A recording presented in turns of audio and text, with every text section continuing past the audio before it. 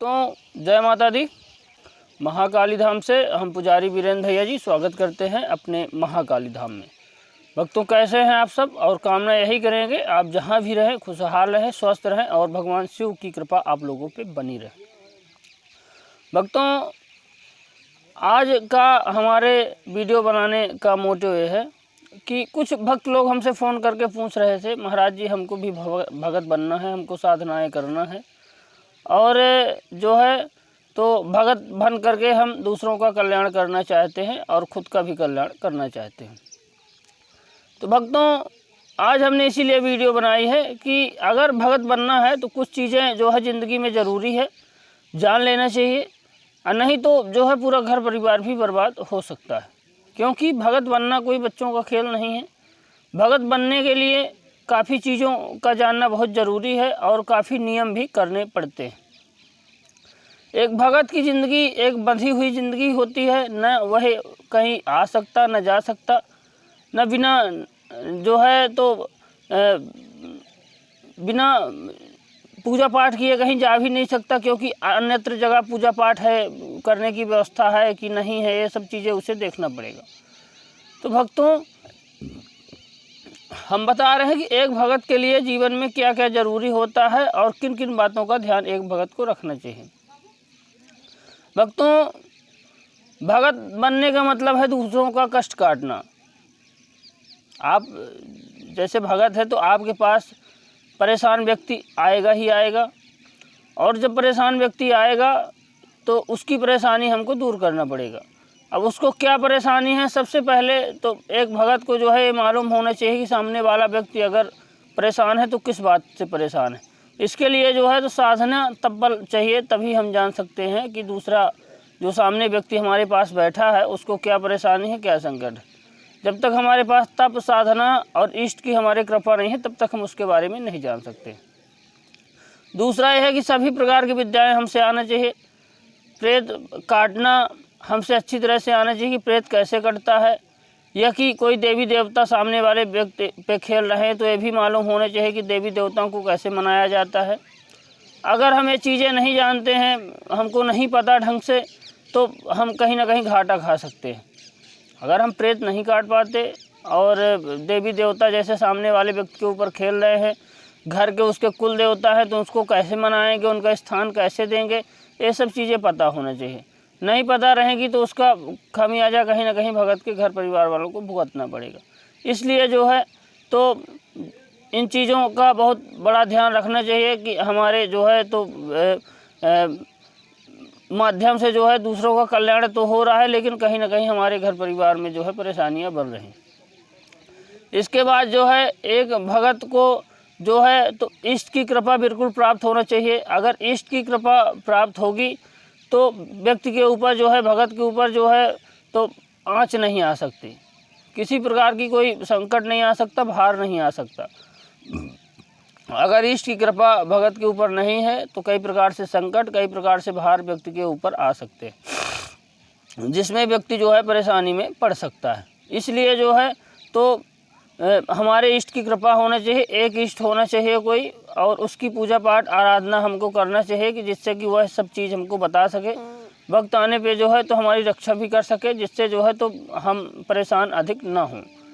उसके बाद एक भगत के लिए कुछ नियम भी महत्वपूर्ण जो है तो रखते हैं। नियम होते ऐसे हैं कि एक भगत को जो है तो अनुष्ठान के दौरान जो है ब्रह्मचर्य वगैरह के पालन करना चाहिए।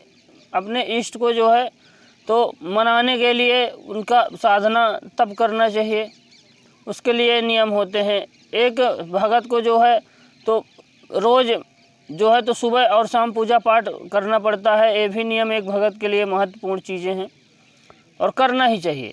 अगर हम भक्ताई लाइन में आते हैं और जो है तो उनका नियम का अनुष्ठान में, नियम का, यम का, ब्रह्मचर्य का, इनका पालन नहीं कर पाते तो फिर उसमें उतना हम सफलता प्राप्त नहीं कर पाते और इष्ट की हमारे उतनी कृपा नहीं मिल पाती। कुछ व्यक्ति जो है भगत बने भी हैं और नियमों का पालन नहीं करना है तो कहीं ना कहीं वो जाके आगे फंसेंगे, क्योंकि इष्ट जो है हमारा, जो हमको मिलता है भगत जब हम बनते हैं तो बिना इष्ट को प्राप्त किए नहीं बन सकते। जब तक हमारे पास कोई इष्ट ना होगा, हमारा देवता ना होगा, जब तक कोई एक, तो हम जो है तो भक्ताई लाइन में आगे नहीं बढ़ सकते। दूसरों का संकट हम नहीं काट सकते।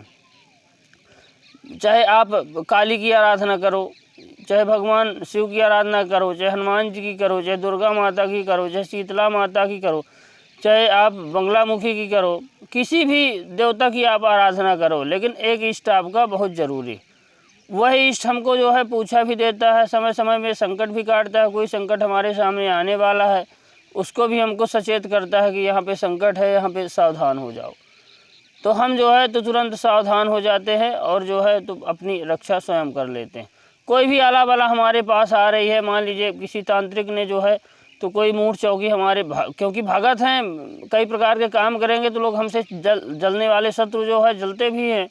तो कई तांत्रिक लोग जो हैं तो मुठकरनी वगैरह करते हैं, मसान वगैरह छोड़ते हैं भगत के ऊपर। तो वहाँ से जब वो चीज़ें चलती है तो यहाँ जो भगत का इष्ट है, जो भक्ताई लाइन में जो हमने जिसकी तप किया है, जो हमारा इष्ट है, तो हमको बता देता पहले कि सावधान हो जाओ, वहाँ से ये चीज़ आ रही है। तो जो भगत है वो अपना स्वयं रक्षा कर लेता है। लेकिन हाँ, एक चीज़ है, विद्या जरूर हर चीज़ काट करने की आनी चाहिए, तभी भक्ताई लाइन में उतरो। आधी अधूरी जानकारी हमेशा जो है गलत होती है। अधजल गगरी छलकत जाए, अधूरा ज्ञान जो है बहुत खतरनाक होता है। ज्ञान पूरा होना चाहिए। जब हम कोई काम करते हैं तो ज्ञान हमारे पास पूरा होना चाहिए। अगर ज्ञान पूरा नहीं है तो कोई मतलब का नहीं है। जब अगर हमको ज्ञान पूरा नहीं है, इसलिए जो है ब्रह्मचर्य वगैरह का पालन भक्ताई लाइन में सबसे ज़रूरी है। दूसरों की जो है माँ बहन को अपनी ही बहन मानना चाहिए, उसमें गंदी निगाहें व्यक्ति की नहीं होना चाहिए। क्योंकि हमारे साथ मान लीजिए कोई भगत है, उसके साथ सवारी भी जो है आती है, माता की कहिए आए, माता की आए, किसी देवता की आती है, उसके ही किसी कुल देवी देवता की सवारी आती है, तो शरीर जो है उसका पवित्र होता है। और पवित्रता में अगर भगत जो है तो अपने अंदर मलिनता और गंदगी भरता है तो देवी देवता उसका साथ छोड़ देते और सवारी जो है तो आना बंद हो जाती है। और भगत फिर बोलते हैं कि पहले सवारी आती थी, खुल के सब कुछ बताती थी, अब बताती नहीं है। यही कारण हमारे अंदर जब मलिनता और निगेटिविटी पैदा हो जाती है, हमारा जो है स्वभाव अलग टाइप का होने लगता है, तो हमारे देवी देवता भी हमारे साथ छोड़ देते हैं। तो भक्तों, जो हमने जानकारी बताई है, सब जानकारी बहुत महत्वपूर्ण जानकारियाँ, कि हमसे जब भगत व्यक्ति बनता है उससे हर चीज़ आना चाहिए। भक्ताई लाइन का लोगों का कष्ट कैसे काटना है उसको पूरी तरह से आना चाहिए। कैसे कष्ट है, किस कारण से कष्ट है, ये भी सब मालूम होना चाहिए। नहीं तो सामने वाले का कष्ट भगत के ऊपर आ जाएगा और उसका जो है तो घर परिवार सहित सब संकट में पड़ जाता है। इसलिए भक्तों जो है ये चीज़ ज़रूर ध्यान देना चाहिए और हर काम आना चाहिए। इष्ट बलिष्ठ होना चाहिए। इष्ट को समय समय पे एक भगत को भोग देना चाहिए हवन के माध्यम से। जब हमारा इष्ट बलिष्ठ होगा तो हमारी रक्षा भी अच्छे से करेगा। अगर हमारा इष्ट कमज़ोर होगा तो हमारी रक्षा नहीं कर पाएगा। इष्ट जो है तो हमेशा अच्छा जो है तो करना चाहिए। कोई ऐसी साधना एक भगत को नहीं करना चाहिए जो तामसिक साधना हो, तांत्रिक साधना हो, कि भगत को ही संकट मुसीबत में डाल दे। जो सात्विक साधनाएं होती है, जो हमारे देवी देवता होते हैं, तो सात्विक साधना में जो है तो नॉर्मल भोग लेते हैं और जो है तामसिक साधनाओं में जो है तो बहुत ही खराब भोग लेते हैं, बलि लेते हैं, मुर्गा बकरा लेते हैं। मुर्गा बकरा नहीं दे पाते हैं तो स्वयं भक्त को ही परेशानी बन जाती है। इसलिए भक्तों जो है भक्ताई लाइन में आप उतरे हैं तो आप जो है तामसिक साधनाओं में ना पड़े, आप जो है सात्विक साधनाएं करें और अपने इष्ट को बलिष्ठ करें। आपका इष्ट बलिष्ठ है तो आपके काम भी होंगे। जो काम आप जिसको बोल दोगे वो काम हो जाएगा आपका। हाँ, लेकिन जानकारी हर छोटी से छोटी चीज़ की भक्ताई लाइन की चाहिए। अगर भक्ताई लाइन की आपको ज़रूरी नहीं है, आप नियम नहीं कर पाते हैं, यम नहीं कर पाते हैं, प्राणायाम नहीं कर पाते हैं, तो कोई मतलब नहीं। आपको ये पता होना चाहिए कि इष्ट हमारा, हम एक काम ले रहे हैं तो इसमें कौन सा भोग हमको इष्ट को देना चाहिए। ये सब सारी चीज़ें आपको जब पता होगी तो आप इस लाइन में सफल होंगे। और अगर ये सब सारी चीज़ें पता नहीं है तो आप नहीं सफल होंगे। जो भी भक्त आगे बनना चाहते हैं भगत और चाहते हैं कि हम साधना करके जो है तो भगत बने, दूसरों का कल्याण काटे, तो ये जितनी बातें हमने बताई है सब बहुत महत्वपूर्ण जानकारी। वीडियो को आप स्किप करके ना देखा करिए, ध्यान से देखा करिए, पूरी तरह से देखा करिए।